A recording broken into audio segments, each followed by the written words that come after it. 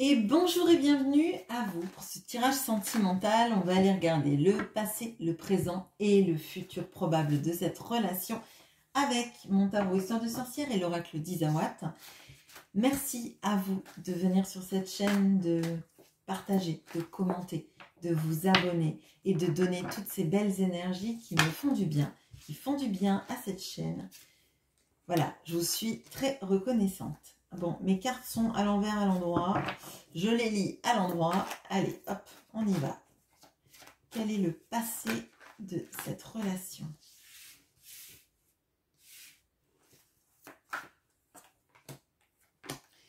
Le présent.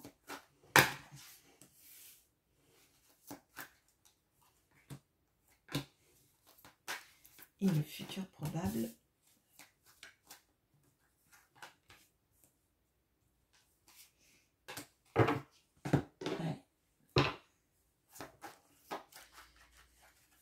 Le passé.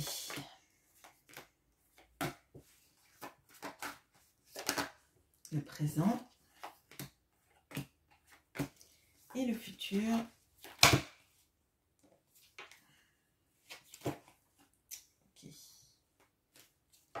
Et le futur probable, excusez-moi, je suis maladroite ce matin.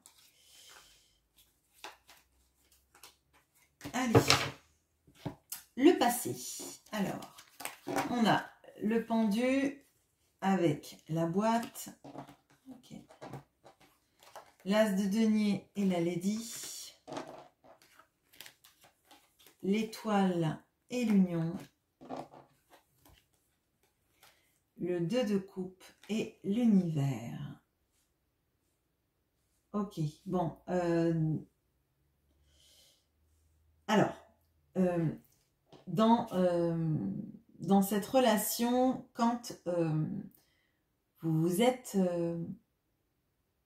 connu, reconnu, on va dire les choses comme ça, il y a eu quelque chose de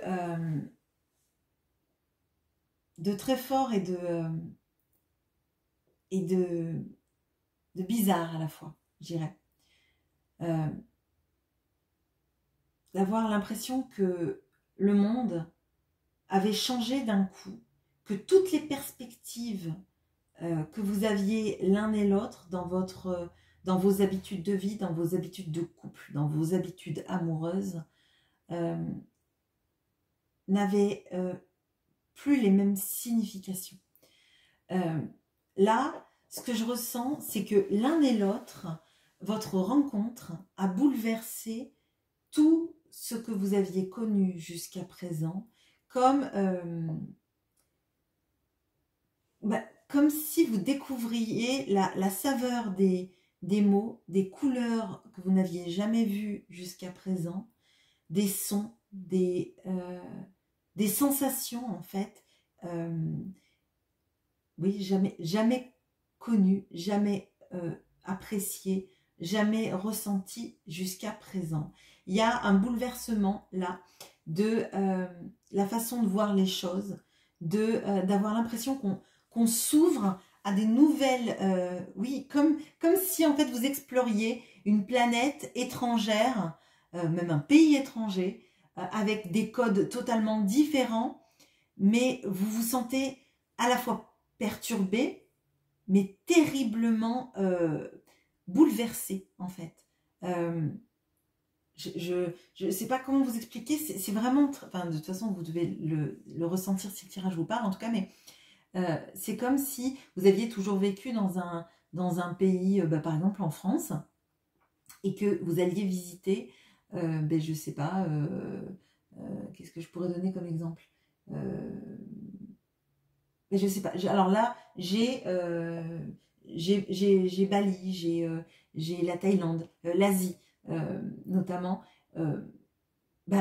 des paysages complètement différents des vôtres. Par exemple, si on parle d'Indonésie, par exemple, tous ces jardins en escalier, les rizières, quelque chose de magnifique, de différent, avec des saveurs, des odeurs différentes, des populations avec des langues que vous ne comprenez pas. Et là, cette relation, en fait, c'est comme si, avant d'avoir rencontré cette personne, vous aviez vécu des choses, alors j'allais dire fade, mais c'est pas vraiment ça. Mais il manquait en fait le sel de la vie. Vous voyez, c'est un exhausteur de goût, de couleurs, de sensations, comme si en vous se passait une sorte de révolution. Mais tous les deux, en fait. Tous les deux. Bon. Il y a cette notion de nouveau départ. D'avoir vraiment l'impression que la vie commence maintenant et qu'on est prêt à voir les choses... Bref, je sais pas, vraiment différemment, jamais l'un sans l'autre, en tout cas dans le cœur, clairement.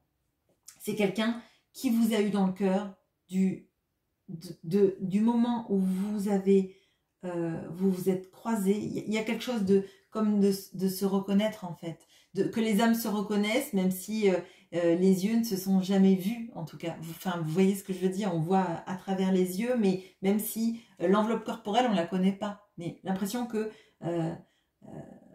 on peut plus revenir en arrière. Il y a quelque chose, cette personne, elle est là, et à partir d'elle, une nouvelle vie commence. Je sais pas, c'est bizarre, excusez-moi. Hein, bon. On a l'étoile et l'union. Avoir l'impression que votre rencontre, que le fait que vos deux corps se touchent, que vos deux âmes se parlent, c'est comme un coup de la destinée en fait, un magnifique, oui, une magnifique destinée en fait, et que c'est comme si l'univers vous avait poussé à être l'un avec l'autre. C'est magnifique. Je pense que ça a été, pour l'un comme pour l'autre, une rencontre qui a bouleversé à jamais vos existences. Que vous l'ayez rencontré il y a 3 mois, ou que vous l'ayez rencontré il y a 25 ans, 40 ans, 60 ans, 1 an. Vous voyez, c'est comme si, oui, c'est vraiment ça ce que je ressens. C'est comme si avant, votre vie, elle avait été en noir et blanc, et que maintenant, vous aviez un appareil photo qui prend des couleurs, quoi, ou une télé qui a des couleurs.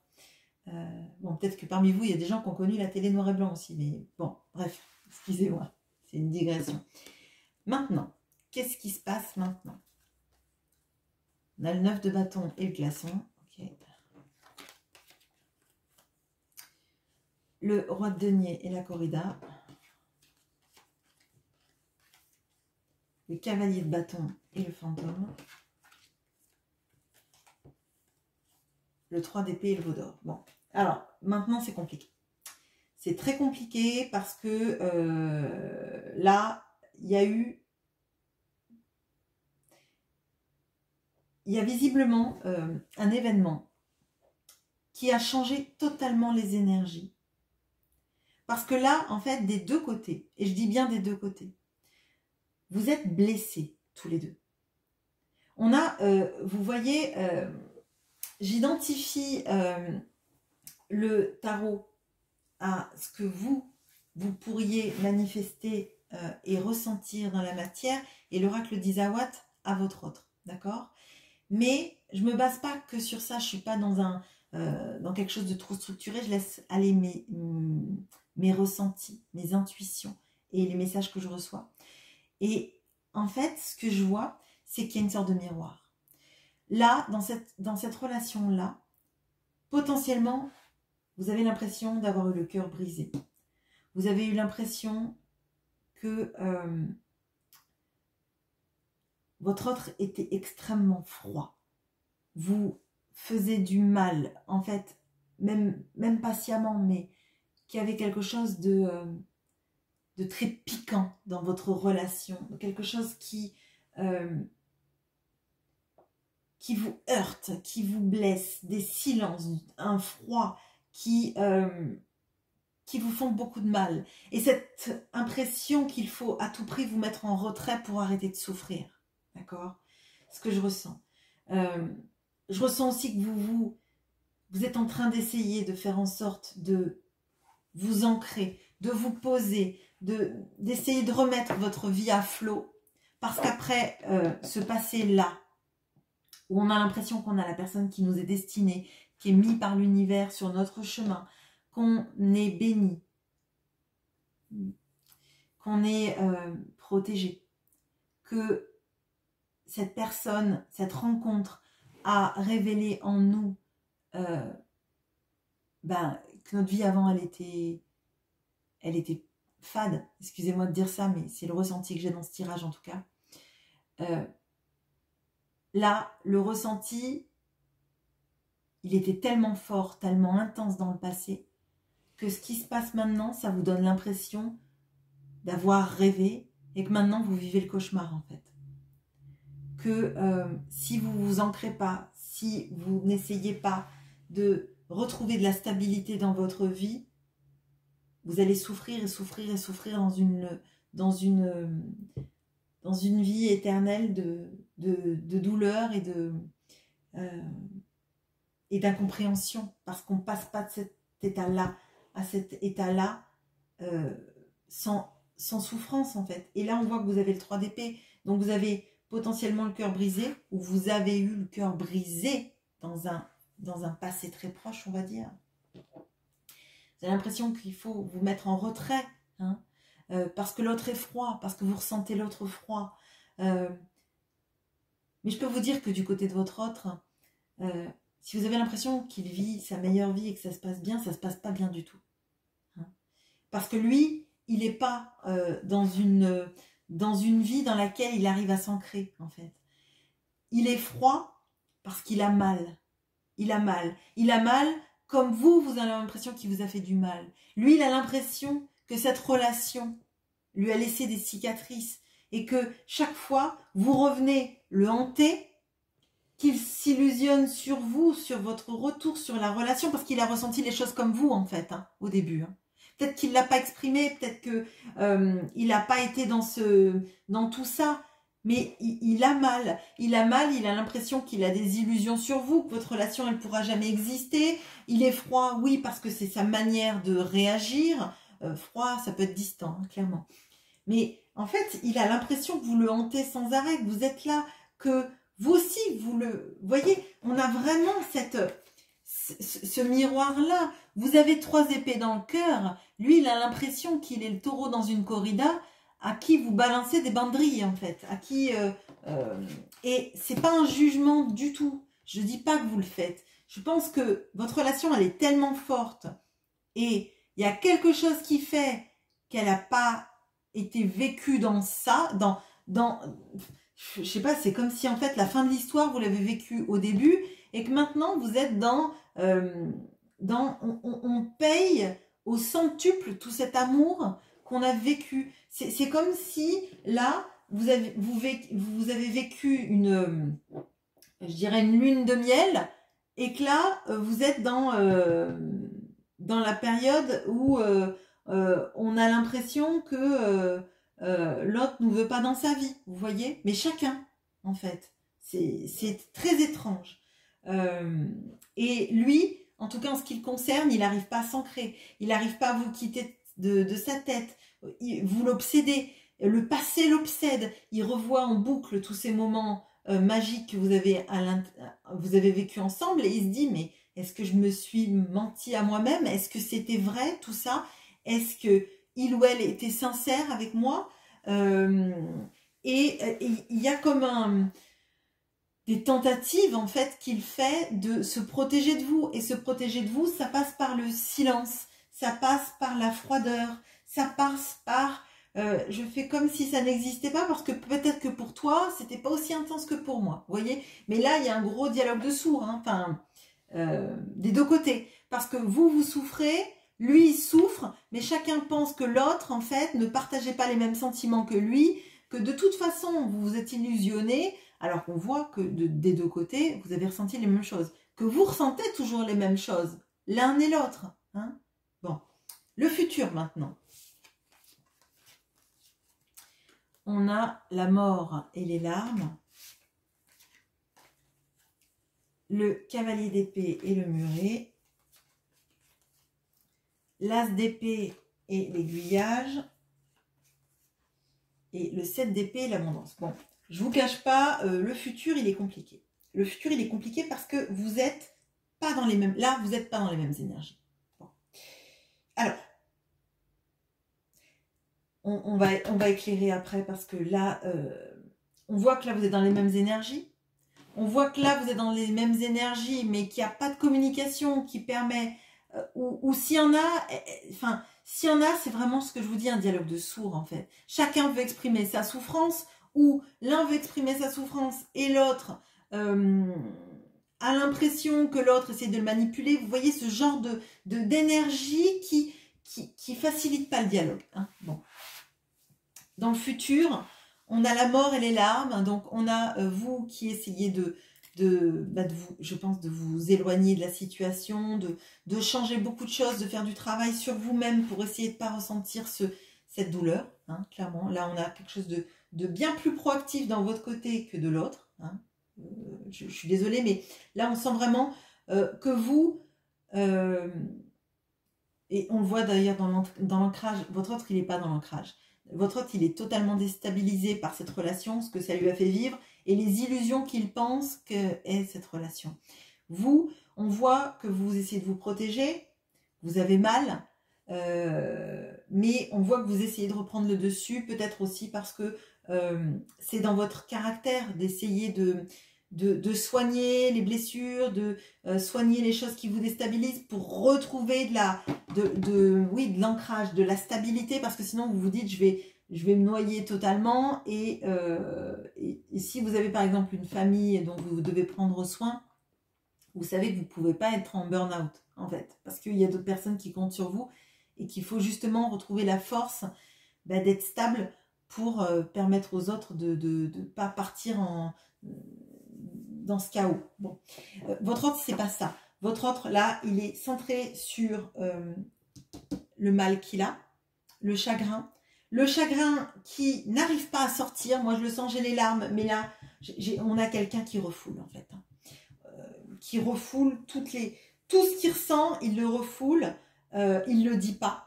On a quelqu'un qui est dans la mise à distance. Quand vous allez vouloir parler avec cette personne, quand vous allez vouloir exprimer des choses, hein, vous n'allez pas le faire peut-être de la bonne façon parce que vous allez vouloir, vous avez compris des choses sur cette relation, vous avez compris surtout que vous ne pouvez pas rester dans des non-dits en fait. Pour vous, c'est primordial de parler parce que ça permet de se situer, ça permet aussi, parce que vous voyez les blessures, mais vous avez envie de vous ancrer, vous avez envie de vous soigner dans ça, vous avez envie de changer ce qui ne va pas dans la relation et vous allez vouloir le dire. Vous allez peut-être vouloir proposer des solutions. Des solutions qui marchent pour vous ne marcheront pas forcément pour lui. Et surtout, s'il en est à une étape de sa vie où il ne comprend pas que non, vous ne voulez pas lui faire du mal, que non, ce n'est pas une illusion, que oui, il a des choses à travailler sur lui, comme vous avez des choses à travailler sur lui, et des choses à travailler chacun sur la relation, sur comprendre que vos clés ne marchent pas forcément dans ses serrures, et que lui, ses clés ne fonctionnent pas dans les vôtres, et qu'il va falloir à un moment donné trouver un passe-partout. Qui n'est pas la personne de Fort Boyard, mais bon, un passe-partout qui va vous aider chacun à ouvrir vos portes, un passe-partout que vous vous prêteriez, vous voyez. Donc là, vous allez vouloir parler avec lui exprimer vos clés de compréhension, vos clés pour marcher dans la relation, et là, vous allez vous heurter à un muret, un mur de communication, c'est je ne veux pas de tes solutions. Alors, soit on a une tentative de fuite, hein, mais on voit que l'autre, il n'est pas dans une tentative de fuite. Il est dans s'ouvrir des alternatives, parce qu'on a quelqu'un là, moi, de ce que je ressens, qui, quand il est face à un problème, il ne va pas chercher une solution pour affronter le problème, il va chercher des perspectives. Alors, j'allais dire pour s'échapper, mais c'est jugeant, mais j'ai vraiment cette sensation-là de quelqu'un qui veut s'ouvrir des opportunités pour ne pas se retrouver coincé.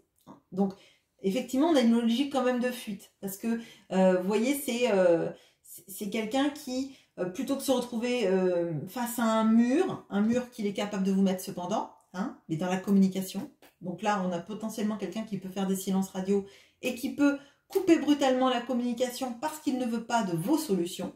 Et bon, moi je vous invite à vos solutions à les utiliser pour vous.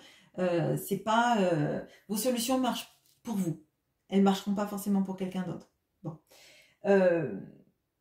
Donc, on voit que vous avez une épiphanie vis-à-vis de vos blessures, de vos compréhensions, et que l'autre, son épiphanie, c'est comme les animaux blessés, en fait. Un animal, il va être agressif quand il n'a pas de possibilité de se sortir d'une situation. Vous voyez? Donc, agressif il va se montrer, pardon, il peut se montrer agressif s'il n'a pas une sorte de porte de sortie. S'il ne s'ouvre pas des possibilités, il va avoir l'impression de se retrouver dans un piège et c'est là qu'il va être agressif. Mais vous, ce que ça implique, c'est que quand vous allez voir cette personne s'ouvrir d'autres possibilités plutôt qu'accepter une communication, qu'accepter vos idées, votre envie de discuter de la situation, parce que vous aussi, vous avez besoin d'être assuré. Vous aussi, vous avez besoin, je pense, d'être confronté à sa vision du début de la relation. Hein, ben, ça va vous heurter, en fait. Hein. Vous allez en avoir marre de quelqu'un qui ne cherche pas à mettre des mots sur les mots, des mots MOTS sur des mots MAUX, hein, on va dire. Vous allez en avoir marre et on voit que là, vous vous dites, d'accord, tu fuis. Pour toi, tu as besoin toujours d'avoir une porte de sortie, un échappatoire pour pas être confronté toujours à la réalité. Tu ne veux pas communiquer avec moi. Potentiellement, tu t'ouvres d'autres perspectives. Alors, d'autres perspectives, ça peut être tout simplement de se dire, ben, cette personne, elle va discuter avec d'autres personnes potentielles. Vous voulez pas de ça, en fait. Vous voulez pas de quelqu'un qui se trouve toujours un suppléant du cœur, quoi. Enfin, ça vous intéresse pas du tout. Bon. Et vous allez vous dire, ben, si toi, ta solution, c'est la fuite, dis-toi bien que je suis capable aussi de la fuite. Et je suis capable de ne plus vouloir communiquer avec toi. Je t'ai laissé beaucoup de chance pour communiquer. J'ai essayé, effectivement, peut-être maladroitement, de te présenter mes solutions dans la relation. Si tu ne veux pas de ça, alors tant pis. Moi aussi, je peux prendre d'autres chemins. Moi aussi, je peux partir sans rien dire, ne plus répondre à tes messages. Là, on voit que dans le futur, et à un moment donné, poussé par ça aussi qui n'a pas de résolution, hein, comme vous n'arrivez pas à dire ce que vous ressentez sans que l'autre le prenne pour une manipulation, comme le fait de lui renvoyer la balle, etc., comme l'autre n'accepte pas votre peut-être mode de fonctionnement, hein, mais là, il y a de la responsabilité aussi à prendre sur pourquoi j'ai besoin que l'autre prenne mes techniques de réparation plutôt que se trouver les siennes. Vous voyez, vous ne pouvez pas le sauver, en fait. Hein. Bon, bref. Et l'autre arrive à trouver une sorte d'équilibre dans l'abondance à ce niveau-là. Maintenant, je vais regarder, est-ce que vous deux, dans un futur, du coup, un peu plus lointain, ça s'équilibre? Est-ce que vous arrivez à avoir des belles choses ensemble et de vous retrouver quelque part, parce que les deux qui fuient, si vous ne fuyez pas dans la même direction, ça ne va pas être possible.